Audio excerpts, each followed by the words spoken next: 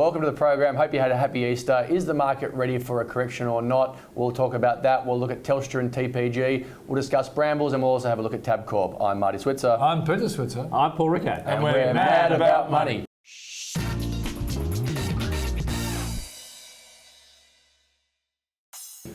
Happy Easter, gents. Back doing Mad About Money. Market corrections, Pete. It's been wanting to sell for some time. It hasn't really sold yet. Your thoughts on what's going on at the moment? Well, it all gets down to, you got the geopolitical concerns. So you've got this madman in North Korea. You've got this Kim Il-jung. Yeah, possibly mad person in the US who we're currently backing because he's been good for markets, Donald Trump. You've got health reform didn't get through. The tax reform looks as though it's on a slow burn, which is disappointing in the markets. You've also got commodity prices coming off the boil, and there's the old sell in May and go away. And the market's done so well. Why wouldn't you kind of think now? Paul, we were talking before, the IMF has actually got bullish on the market at the moment. Is that a sign that a correction is nigh?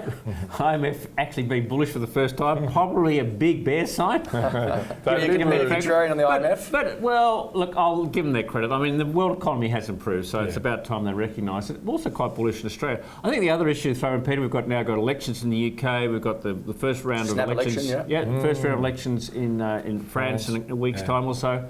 Look, there's probably enough uncertainty. Iron ore prices down. In a bear market? Yeah, look, in a bear market, maybe it's time for a little bit of a sell-off. Although, I think as an investor, your time's on your side at the moment. I think you can just be a little more patient. Yep. Certainly, there's some stock bargains out there, and maybe it's just time to sit back and look for the couple of stocks that take your fancy. I can't see many buys, I can't see many sells. I'm kind of just going to wait. If there's a dip, I'll buy. Well, let's look at some companies. The big news at the moment, sort of late last week broke was Telstra and TPG, with TPG moving into the mobile market. So a huge sell-off across the board in listed telcos. I mean, and TPG did its rights issue.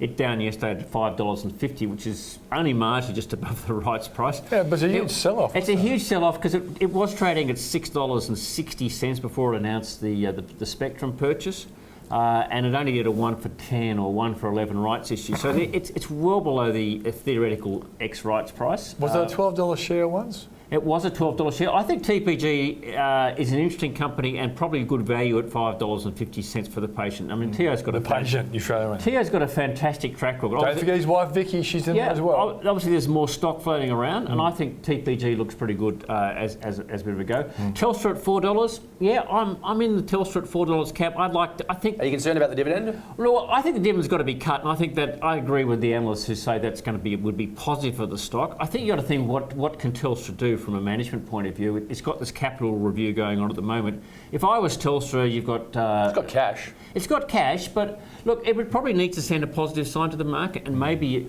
announcement, if it's bring forward its announcement around its capital policy, would be a good sign. As I said, I think a number of analysts and people like George Paburas have pointed out, Telstra cutting the dividend would probably be good for the stock, a bit like BHP.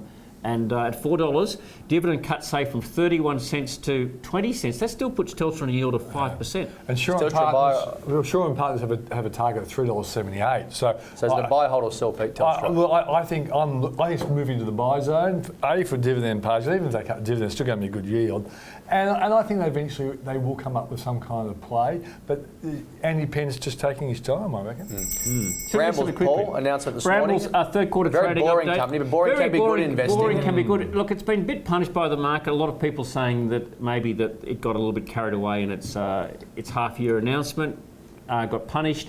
It's come out with basically an update on track. It's maintained its forecast for the year, which is no change in profit. But sales are up 5%. The market might just react and say, look, maybe we overestimated. The Brambles wasn't. It was more a one-off as opposed to something a company undergoing problems. So. Yeah, and fund managers were saying it looked like a buy at those levels. So it'll be interesting to see how the market reacts to that. And then obviously the other thing with the whole Tabcorp, Tats thing, rumours of other buyers, we'll see how that plays out. So a lot of stock situations, but you get a sense that the leads are a bit negative. I think we go a bit lower in the short term. That's all we've got time for. I'm Marty Switzer. I'm Peter Switzer. I'm Paul Rickard. And we're mad about money.